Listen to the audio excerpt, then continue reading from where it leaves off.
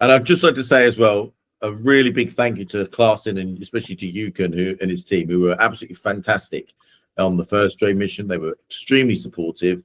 They were wonderful hosts, and I'll leave the other delegates that were there that are here to speak to say a little bit more about how they found it as well. But there were genuinely some extremely useful individuals who we were able to meet thanks to Clarkson's invitation to, and obviously they know the market in China and they have lots of clients all over China. So they were able to introduce us to people who are really very useful and interesting, who opened people's eyes to what ways of doing things in China for tuition companies, and education companies in general. And obviously some of those people were people that you might potentially work with in the future. Some of them were more people you would learn from, and learn how they do things in China and what's normal and expected. So a big thank you to Yukon, and thanks for joining us at relatively short notice today to come and say a few words about the China trade mission. And we look forward to obviously working closely with Clarkson. Thank you, John. Thank you. And actually, just a quick word to everyone that's going to share. Please still be brutally honest, despite the fact that I'm here. So please go ahead, because I think, you know, between Clarkson and all the companies and obviously TT as an organization, we want to build a long-term relationship and continuously supporting you guys. So we could really use some constructive criticism, if you will. So if you have anything positive, negative to share, just, yeah, go ahead, have at it. Brilliant. I'm going to ask Joanna and Heather. I think that, am I right in thinking of they're the only two people that we've got on at the minute that are from the previous trade mission. So if Joanna, I don't know if you had an idea of who would start, but Joanna, do you want to start? Sure, I'll go ahead. And then Heather, in a minute, if we get your insights on what the trade mission was like and what you feel was useful for people to know. Yeah, super. So I don't know if you guys know, but I wrote a long article about the benefits of going on the trip as well, which I can share with you, or maybe John can. But I think from my point of view, the biggest benefit was the interactions that we had with the individuals from the UK, actually. And I would just say, you know, from my point of view, because my company, we specialize in working with children with special needs, it was incredibly interesting on that level to understand what special needs looks like abroad. So that was beneficial, and I had extra meetings around that. So what I would probably say is the meetings that these guys will organize for you will be incredibly beneficial. But what I would also say is to do some research in advance as well, because there might be other meetings that you'd like to schedule. So I arrived a few days before the rest of the delegates, and I'd already scheduled some meetings with some schools that I was interested in. Those options are there as well. The jet lag was pretty challenging, I think, for everybody. So really do take note of that. That was also one of the reasons why I arrived a few days before. But as John had prepped us beforehand, you know, going in with no expectations whatsoever is very much what I would suggest that you do. That you'll get a lot more if you have no expectations, but you're also open and honest with everybody. You know, you're in a confined space with some incredible people who are on the same wavelength, and the ideas that you get out of those conversations are incredibly beneficial, you know, but you wouldn't have expected them. So, for example, I came back, from the trip, I'm now working with a fantastic marketing person who is the sister-in-law of one of the individuals that was on the trip. I'm using a guy that Ollie introduced me to that's helping me integrate automation on the website. But these are conversations that I had in the bus with the delegates.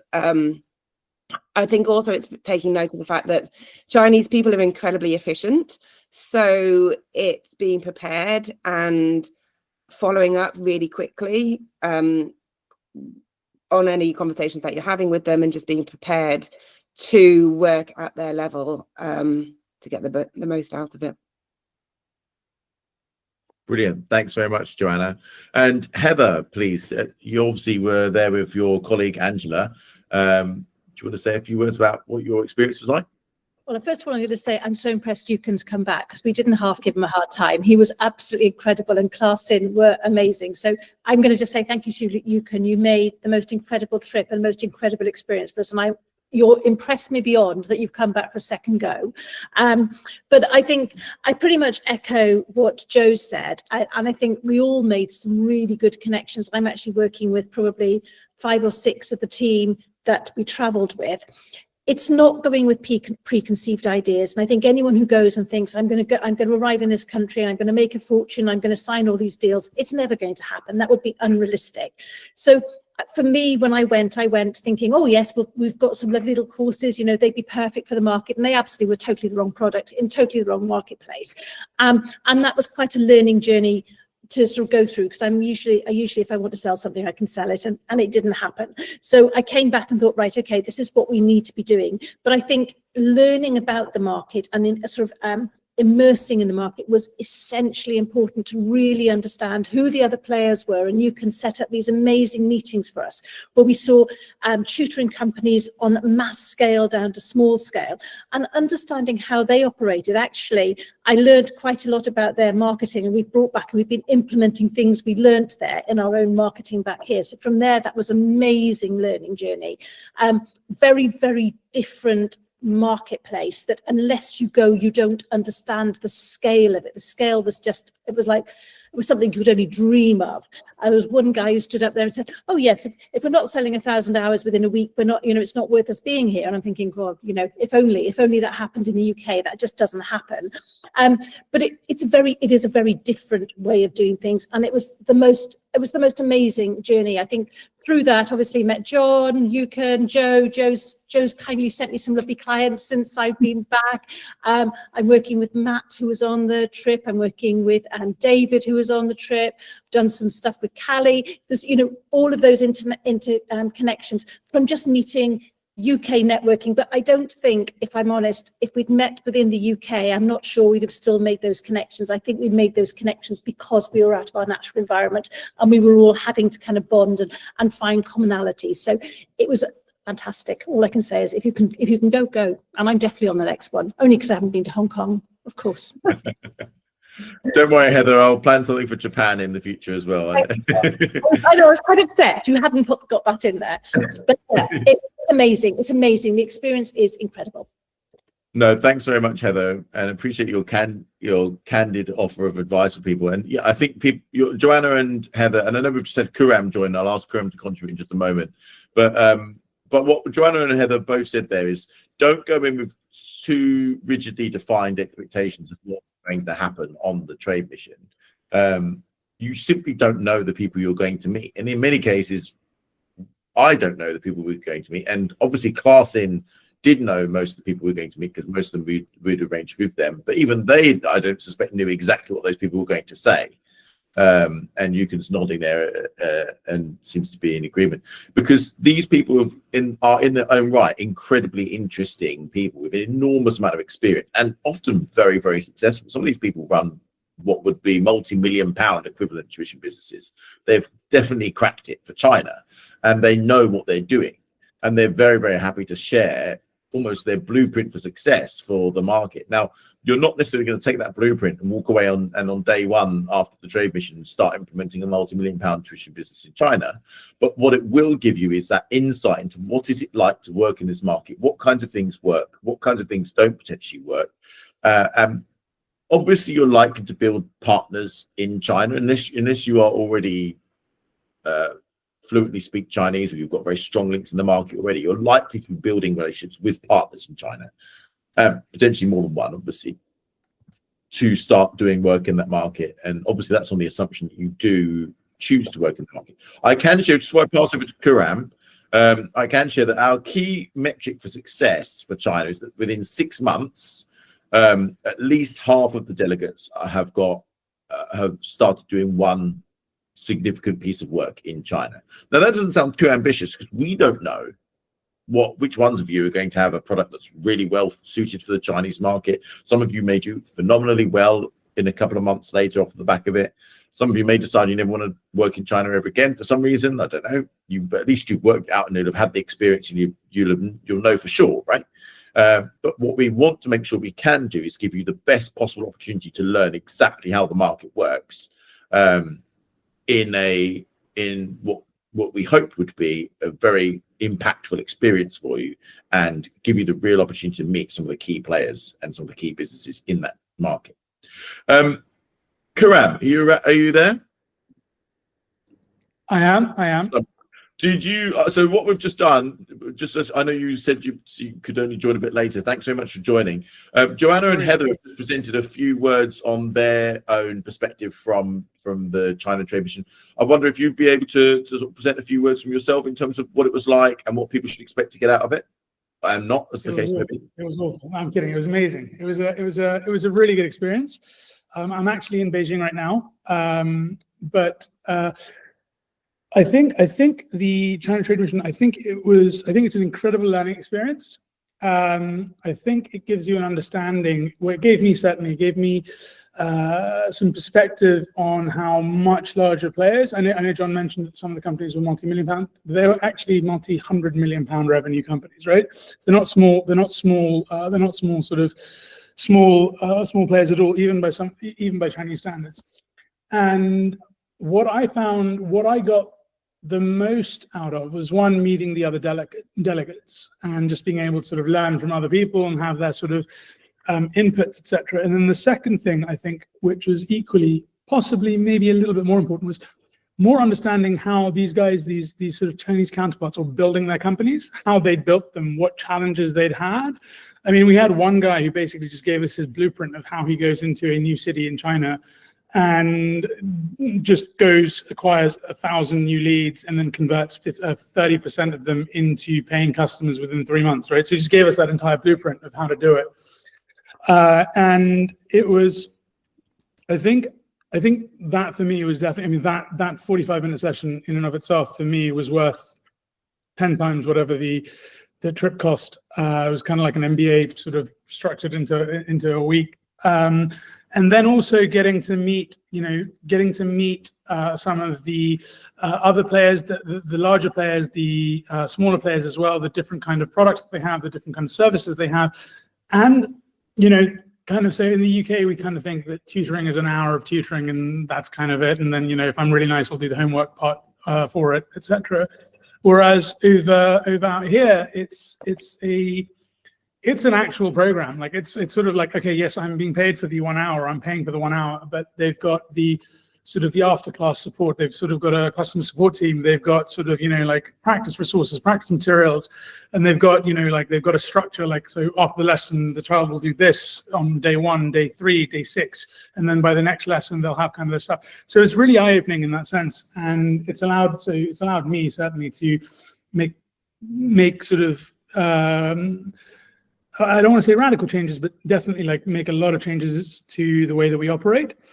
And it also showed us sort of what people out here value, which is, like sort of prompt responses, results.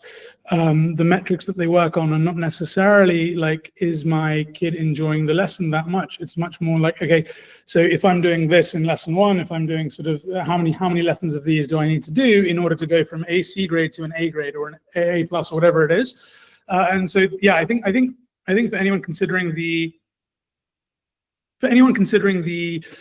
trip, I would say that if you come here looking and expecting to get students immediately, it's probably not going to happen unless you sort of have roots out here. But if you're coming to learn how business operates here, and if you're coming to learn how education companies are built, and meet some of the people that have done it very successfully, and to see sort of get a lay of the land and to see how you could start building a business out here, then yeah, it's 100% view. Sorry, John, I don't know if that's if I should be telling people that no, there was no holds barred. And just to let everyone know, right, I deliberately sent a message out to absolutely everyone who was on the China Trade Mission saying, look, you're all welcome to come and speak at the Q&A. There was no, I just wanted people to give a completely honest appraisal of what it was like. I don't want anyone to go into it with not understanding what is the reality, right?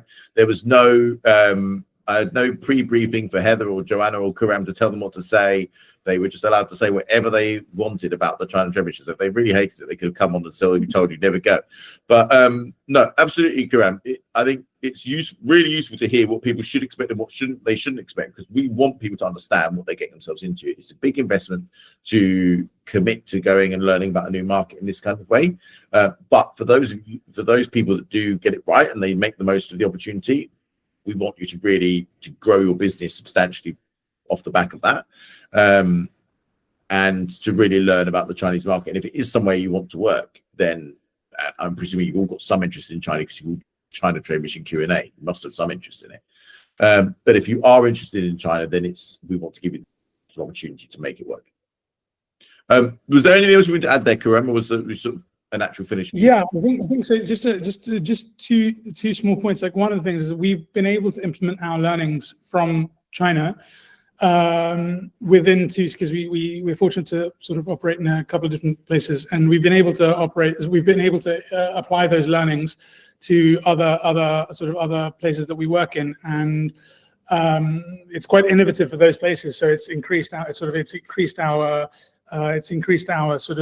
shortened our sales cycle and increased the length of our sort of customers and the number of subjects and the number of different sort of things that they do with us. So we're already sort of seeing those kind of metrics trickle through. And then the other thing that we're seeing, or that we sort of were able to pick up on during the trip, was specifically how you go and attack and market, how you prepare for it operationally as well. Because there's, when you go from sort of like, I'll get 1 or 2 students, into scaling that number up significantly, there's a lot of operational challenges that come with it as well.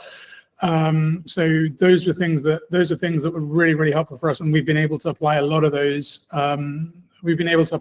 Things to what we're doing, and it's improved our efficiency a lot as well. That was basically it, John. No, thanks so much, Karam. Really, I think there's really valuable insights. I would just say to people, don't listen to me anywhere near as much, really. What Heather and Joe and Karam have got to say about it is, it's almost, they're the people who are in your shoes. I facilitated things as best I can, tried to give people the best possible opportunities, tried to engineer it to be as positive as possible. What they say is what their actual experience was from a practical perspective. So thanks so much, guys, for giving up your time to come and contribute. And thanks so much to Yukon again for giving up your time to come and contribute, and also to Clarkson for hosting the trip, and for being so productive and helpful.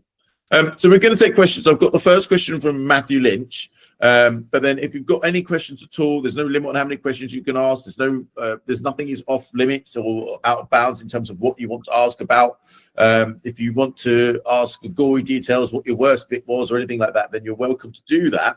It is all about giving you a really accurate perception. This is not sales call. We're not here to try and sell you this. If you didn't want to go to China, don't go. But we want to give you a really good understanding what it is we can do, what it is it would be like. So Matthew, first question, please. Yeah, thank you, John. Thank you, Yukon. Thank you for your feedback, Heather and Joe and Kiram. I guess I had a question for each of you. What would you rate as your, I guess, the biggest takeaway from your trip in September to China? Heather, did you want to start there? Yeah, I can do. I think for me, it was just learning. I'm based in the UAE, so I don't network with British teachers at all, with British tutoring agencies. So learning how that we were doing things in the right way. But in terms of actually being in China, it was just seeing things on a very mass scale. We sit on a very medium scale, and to understand how to move up that scale that was where you needed to be. If you want to go from medium to mass, China is the place to learn it. From my point of view, it was being brutally open and honest with everybody, and share the pain points of your company, and ask for help, and just develop those relationships with individuals who have probably got solutions for you, because you're amongst friends and amongst peers who operate similar companies, and they've probably gone through similar issues and maybe have that answer for you. Karam, did you have anything else to add? I know you've already added a lot of what you got out of it.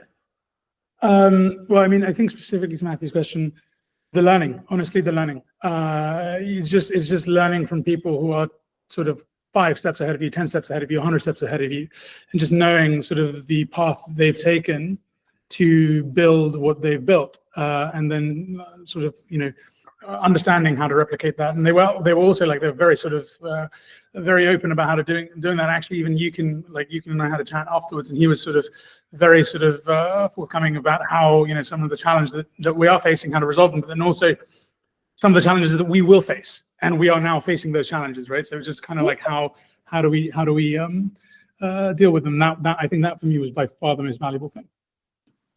Thank you very much. Did that answer your question comprehensively, Matthew? Yeah, that's great. Yeah, thank you. Appreciate that.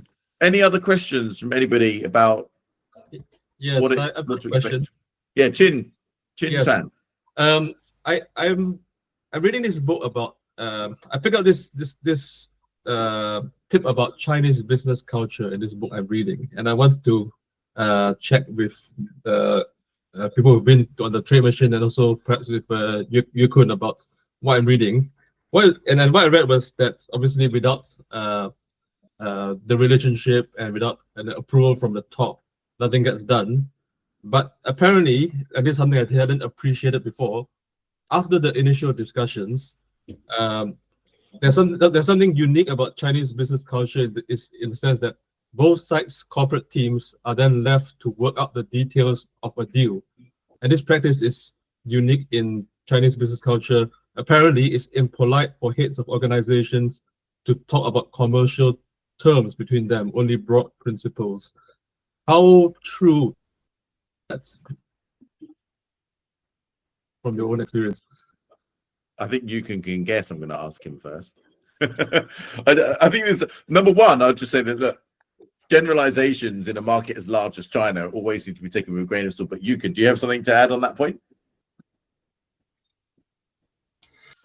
I think, yeah, probably from a cultural perspective, that is something that's largely out there, because I used to accompany our CEO to take on overseas trips quite a few times to Singapore, Malaysia, all over Southeast Asia, really. And my job has always been just to organize the meetings and make sure people on both sides show up. And his job is typically, and this is nothing negative about my boss, but really just his job is really just go there, understand what they do, and showcase what we do, and shake hands and smile and say, in principle, we can do something together, right? But exactly how that's going to be done, exactly what we're going to do, that always falls onto the employee's shoulders. So I would say, yeah, to a great degree, that is how it's done. However, I was having a very interesting conversation with a director from a edtech company yesterday, based in Singapore, and he was sharing with me, this guy has worked in Asia for the last 50 years of his career, right? He's always represented education companies, big names in the region, and he said, yes, relationship is probably very, very important in Asia. If you wanted to have success, you absolutely have to have the right relationships. But beyond relationships, you need to bring the quality, which I think is what, you know, our group of people here can excel at, is that you probably have amazing quality offering, but you just lack the relationship. So I think the goal of the trade mission is to help you build that relationship. But definitely, you know, beyond that relationship, don't think that things will get done just because you get to shake hands with the CEOs and with the bosses, because you need to follow up and you need to follow through. And if you don't, your contract can be canceled within 2 seconds notice. Yeah. Or you'll never get one. Yeah, or that could happen too. Yeah. So, and does anyone else, does Heather, Kuram, Joanna have anything to add to the point, the question that Chin Tan was asking? No, and I would absolutely put my hands up and say, even after 10 days in China, I still have no idea what you should do correctly. No, I was just going to add that the language barrier, well, I think, you know, John and I, when we first met and started talking about going to China, that the language barrier is the thing. If you do have time to learn a few words before now and going, that would be of benefit as well, even if it's just, you know, how to introduce yourself and things. So I've been in and out of China since 2010, 11. I would say two things. One is, yeah, it is like that, but I think it's the same in the West as well, right? Like, I mean, depending on which sector you work in, you need the boss's approval, and then you're like, okay, I have to go do, you need the marketing budget approval, or you need the, you need the deal to be like, okay, we agree to the deal terms, and then sort of the analysts will go work out the finer details. From that perspective, I think I don't think it's that different. I think the more difficult aspect of doing business in China is, yes doesn't necessarily mean yes, and often it's just the starting point of negotiations. And the second part of that is that when you are like, things could take things like, you could be waiting around for ages and ages and ages because people are like, yeah, we'll get on with it, we'll get on it. But when people have a need, they move like this, right? So like, a lot of people are like, oh, Chinese companies, they can be with their decision making, etc. No, when they have a need, they'll move at lightning speed, right? And so the question is, are you in their periphery? Are you able to create the value and solve the problem for them that they need at that particular time? I think also it's worth noting that actually it's Britain that is unique in the way it does business, not the rest of the world. I think Britain is very process driven, whereas the rest of the world is very much about, this is the job and this is how we're going to do it. I can't do business in Britain. I don't get it. I literally don't get it. So you just need to think kind of more generically when you leave UK. No, thanks very much, guys. Thanks, and thanks, Chintan, for your question there. Did you have any follow-up to that? Was that enough? No, yeah, it's just with many of us being small business owners, often kind of we force one the owner to do a lot of things. So yeah, it's interesting to hear the feedback. Yeah. You can. Actually, I just have one thing to add. So this is something that's I found fundamentally a little bit different between the kind of Eastern and Western, I would say, business philosophy. So in China, there's a phrase called 想办法, which basically translates to think of a solution for the problem, right? So this is how Chinese businesses would operate, always. Chinese businesses, they would find something to do, and then without too much consideration, they would just go and attempt to do it. And then they're going to run into a lot of issues. They're going to run into a lot of operational hell kind of situations. But then when they run into those situations, they'll be like, okay, let's 想办法. We're going to think of a solution for it.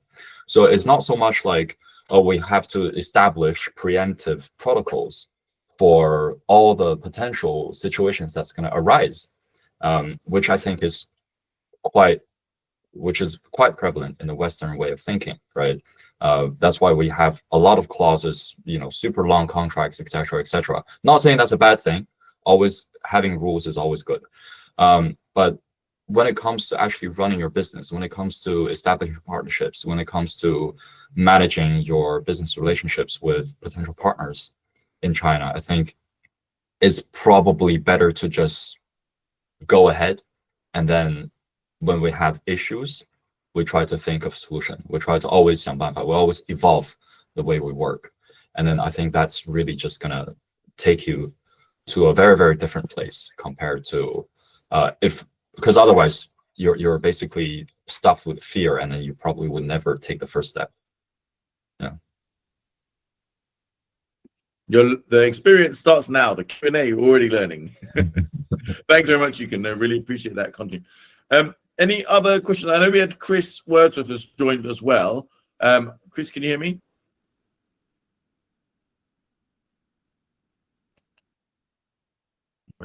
Loud and clear. Oh, there we go. So Chris Wordsworth is TTA's treasurer. He did also join the trade mission to China as a delegate in September. We've heard from Heather, Kuram, and Joanna. Did you want to add a couple of words as to your experience as well? Apologies for joining late, so I hope I'm not sort of repeating everything. So I'll be very, very quick. I'm sure you've covered this, which is the amazing relationships that have been formed amongst the delegates as well. I mean, I've literally just jumped off a call with a lady in Malaysia who knows Heather, and when she name dropped her, I was like, oh, we had dinner last week in the other week. Not to mention the other people on the call. So that's a huge positive. It was amazing to, first of all, to go to China and an experience that I probably wouldn't have otherwise had as a tourist or anything like that, and to be really welcomed into the communities of Beijing and Shanghai. Thanks to Clarsin and Yukon and everyone behind that. It's a long game, and again, I'm sure that's been covered. But we are in, what are we in now? December, and yeah, I've just started working with my first Chinese agent, and yeah, it's a really positive and exciting journey that we're on. And there are other leads, and I think somebody just said this. You need to really nurture the relationships, and if somebody doesn't reply to a message on WeChat, or the second or third or even fourth message, don't give up. It just means they're busy. And don't underestimate the work that you need to put in before you go as well. Yes, learning a few phrases definitely helps, but we spent a lot of time on our marketing material, getting stuff translated, and you don't just use what's it called, chat GPT for your translations.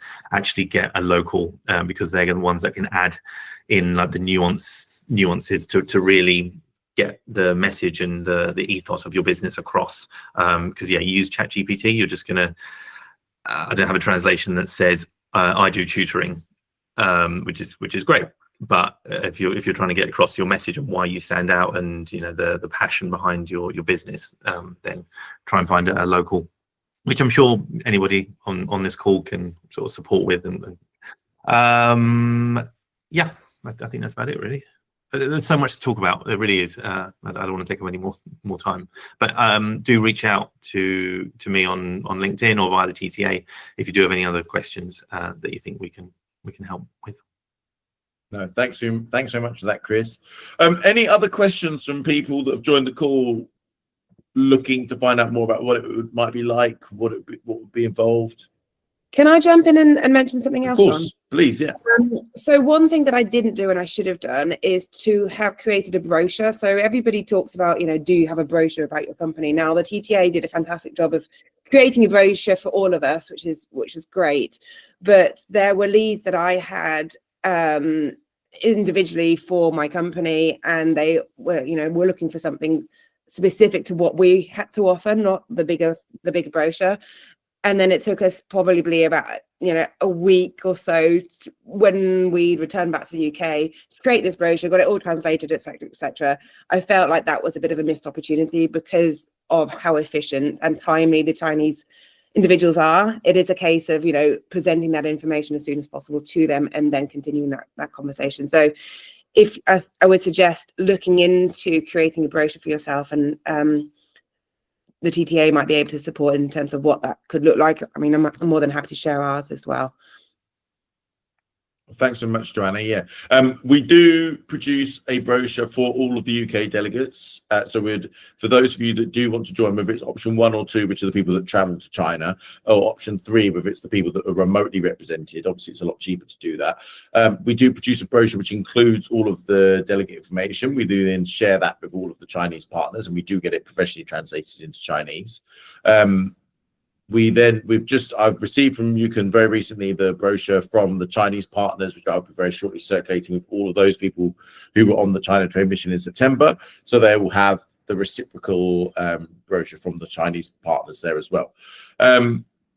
So that is something we will do. But obviously, if you want to prepare your own information, which you can then share probably by WeChat, because everyone in China uses WeChat, then obviously you can do that. I see Chris and Heather have both got something to add to that. So I'll let them. Chris first, please. Yeah, just to build on what Joanna said, we did have that brochure ready, and it was a few months before, and it was quite great. It was quite good that we had it prepared 3 months before, because there's also so many other little bits that you need to prep before you actually jump on that plane. Not to mention it was September, so the beginning of term, and all the extra stresses that go there. And yeah, when you're having those conversations, you can just drop that PDF in a WeChat. So yeah. Heed Joanna's words, and I think Heather actually printed some off. I think you were the only one that did that and brought some out? I'm Middle East. We print everything. But I think what I would say is I think less of a brochure and more of a pitch deck, because I think everything had to pivot and had to be very reactive to what the market was. So I think when we go next time, we'll do a pitch deck more about the company and about what those are examples of what we do rather than specific brochures. So that might just be worth thinking about. The pitch decks will be far better. Thanks so much, Heather. Any other questions? We've got Zainab. Zainab, did you have a question? Yes, I did. Thank you, John. I just wanted to say quickly, thank you to everyone who shared their amazing insights. I've just been taking all the information in, and it's been really, really useful, especially as I'm trying to think about hopefully attending as a delegate. I had a question, and I'm so glad that Chris mentioned that Heather, you took the paper copies, because I lived in the Middle East. I do business in Dubai. And so for me, it's like, I know that it's very heavy on like printing and, you know, taking your business cards and sharing that. So I just wanted to ask, like, I know you mentioned that it was useful, but I just wanted to ask one thing on that about, is it important to like have those business cards ready? Because I know we're moving into very tech heavy world, but some people really do appreciate that, and I feel like I don't want to lose that potential relationship if I don't have something in physical copy ready.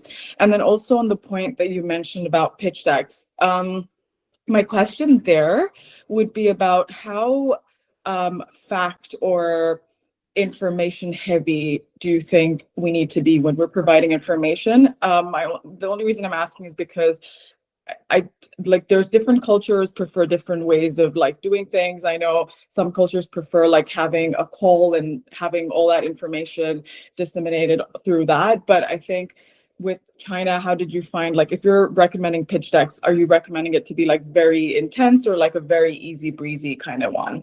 So I suppose those are my two questions if anyone wants to answer them. Do you want me to pick up? So for the pitch deck, I think it's more about the quality of the company, you know, so what you're going basically on your pitch deck going to be talking about, you know, your number of clients, your number of teachers, what you're teaching in, what your price range is, so what you're offering. So it's called it's about kind of solidifying who you are and why they should work with you, as opposed to what you actually do. And I think that quality of who you are is really important to them.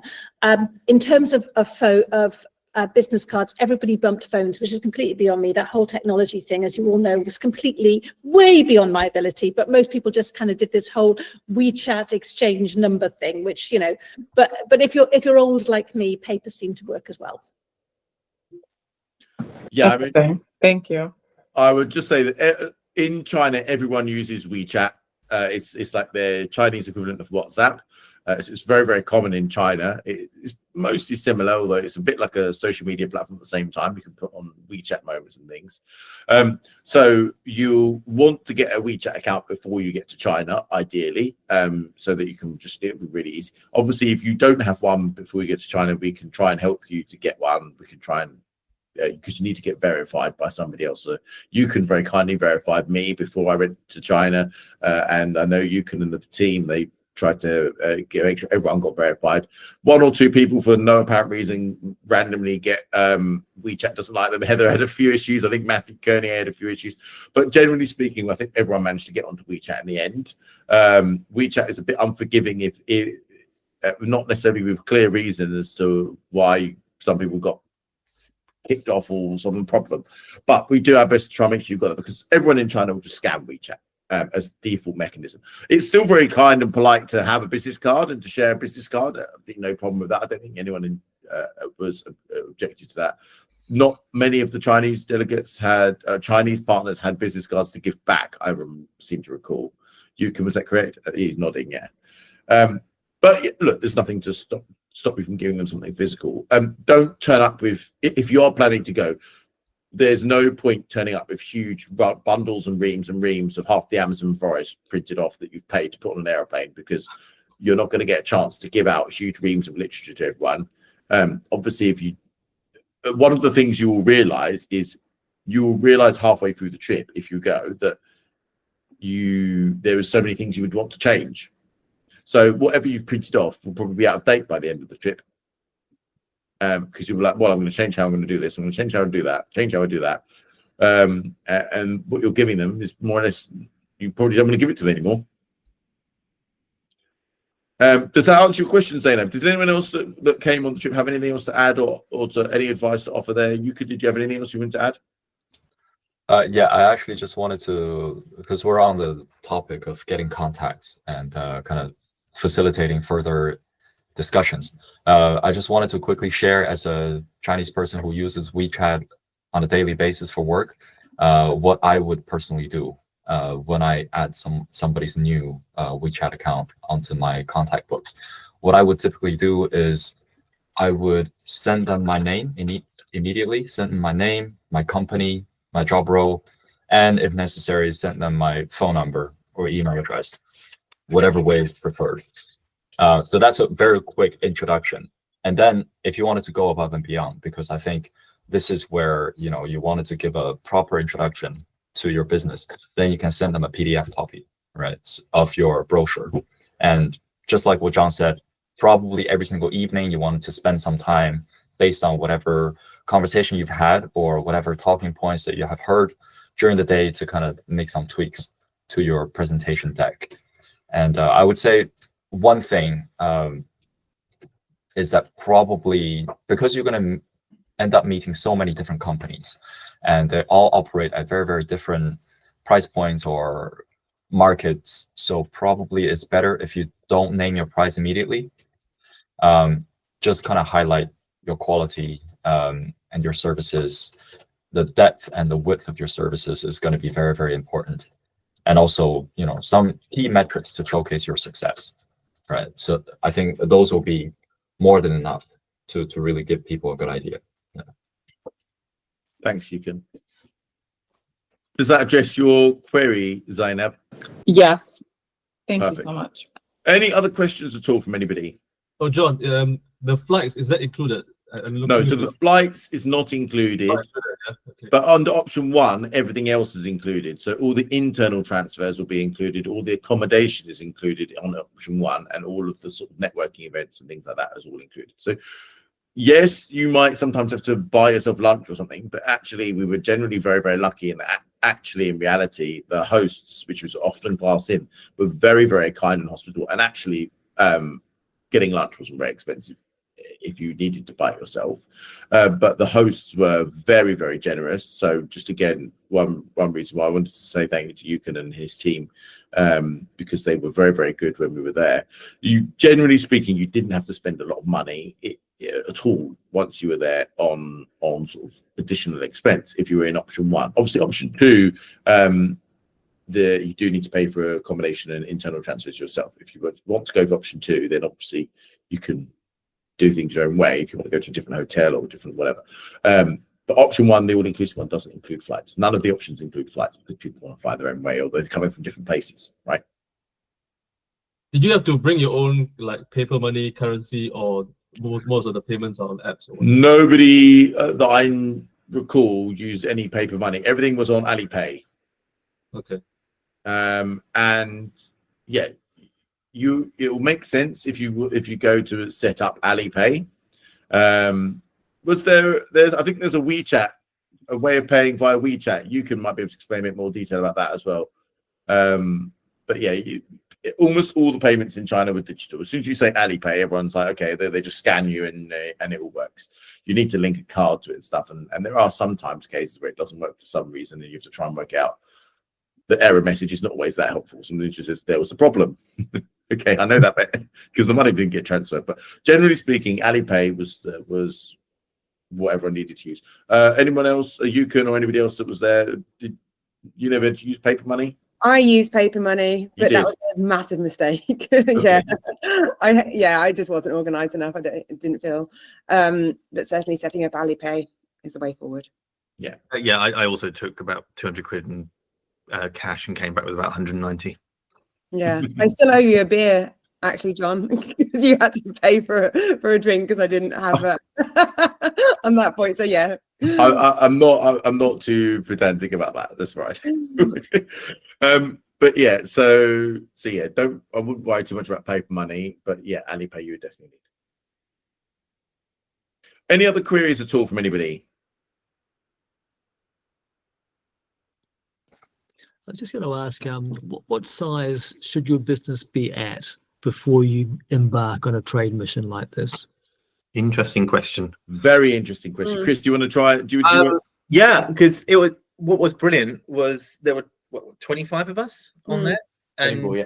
24, and you had the sort of single one man, one woman bands, all the way up to companies that are turning over millions and have operations across 2 or 3 continents, but yet we were all in it together. So yeah, that's the full range of it. Sorry, Joanna, go ahead. You first. So I was just going to say, to piggyback off that, people got out different things, people out of the experience based on just what they wanted to put in and what they were looking for. The opportunities are there depending on how big your company is. Yeah, I would say that, look, there's no clear Dave Caddies is just an individual tutor and went out. And partly I think he went out because he wanted the experience. He wanted to sort of understand the market. He didn't necessarily expect he was going to earn thousands in tuition revenue immediately off the back of it. But I think the fundamental determining factor is your business at a stage where you could invest several £1,000s in a new potential market, whether that market is in the UK, in China, or whether because you could spend several £1,000s developing a new product just to sell into the UK, taking on a whole bunch of tutors, investing in a few people that are going to develop the operations and the sales and the marketing of it. And you might say, look, we're going to offer Oxbridge tuition. I'm going to spend a couple of £1,000s to set that up. If you were in a position to be able to invest, to invest in a new market opportunity, this is one of those possible options. It's a new market opportunity. It's got its own nuances and its own unique features. If you would say your business is in the position where it could invest in a new market opportunity and you could dedicate the time and the resources to doing that, then it's the right time for you. If you say, actually, it's too much of a stretch and we've got no capacity to do this, you've answered your own question, I think, in that case. Heather, sorry.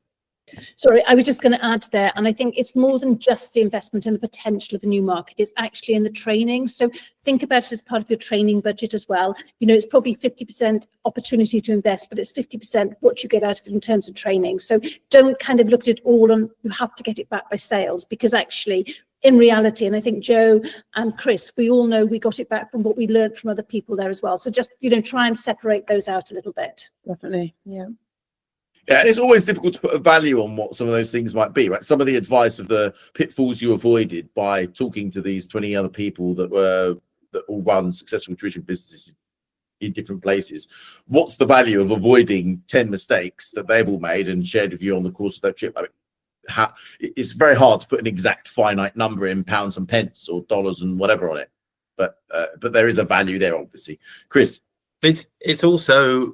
You might spend a couple of years in the UK trying to penetrate a foreign market and spend thousands of pounds doing that and wasted time, or just go there for a week and come back and go, you know what, I'm not going to touch that with a barge pole.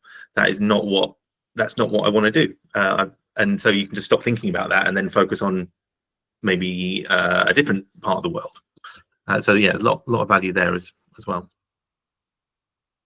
The actual trade, the traveling there. So the trade mission itself lasts months, a bit of lead up and preparation, and then obviously follow up afterwards. But the actual short, sharp bit when you're actually there, it is a good way of getting immersed completely into what that market is like, in a way that you're not going to forget in a hurry, and understand it in a way that you really would struggle to do from afar.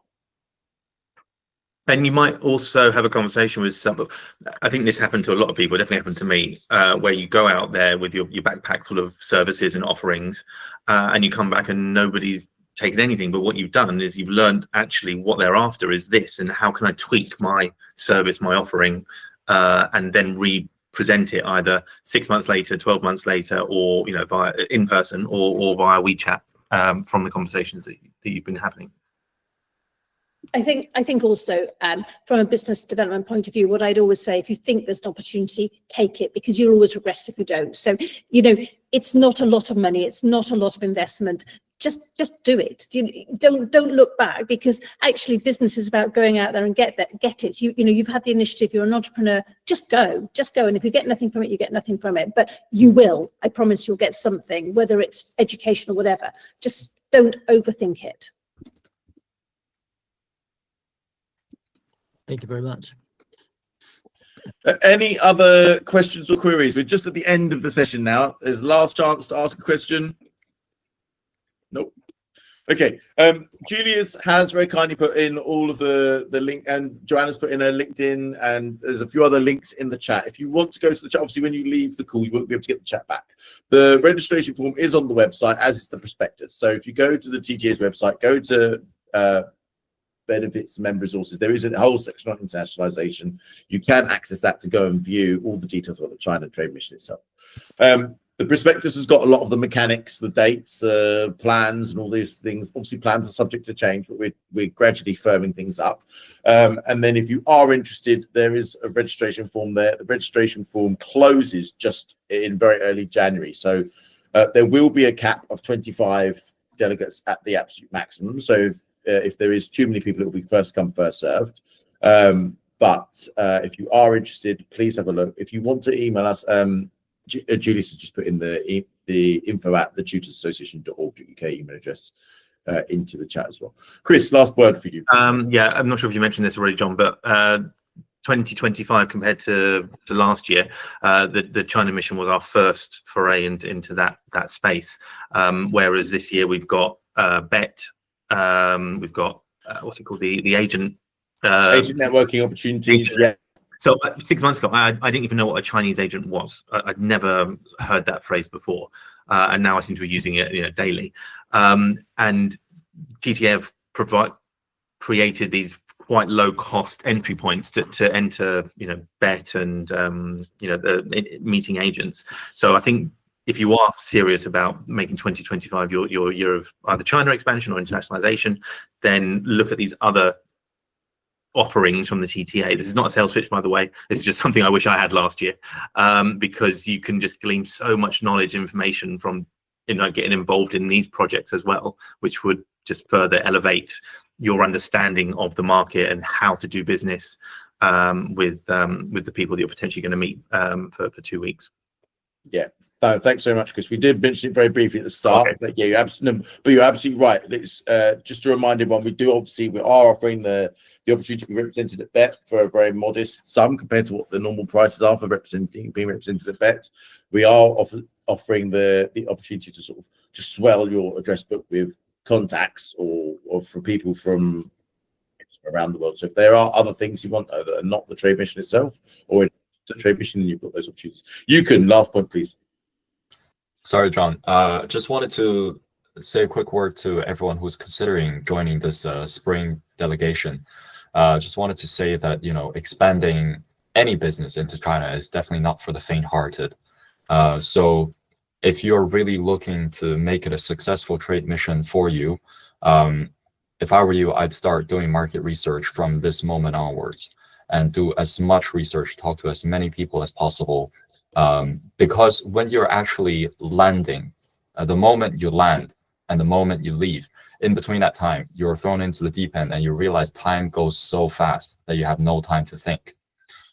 So that you don't expect that you're going to go there and then you'll be able to just whip something out very quickly, amazingly well, and secure business or potential business, because that's not how it's going to go. Really, your homework starts from today. Right, so you need to do everything you can so that the money you spend, the time you spend traveling will actually be meaningful. Yeah, definitely agree with that. I think that's a great point on which to end. So thanks so much for joining the Q&A to everybody. Thank you, especially to Yukon, to Heather, Joanna, and to Kuram and Chris for giving their insights and their experiences as well. And yeah, if you are interested, please go to the website and register if that's what you want to do. And we look forward to seeing some of you in China. Thanks so much, everybody. Thank you.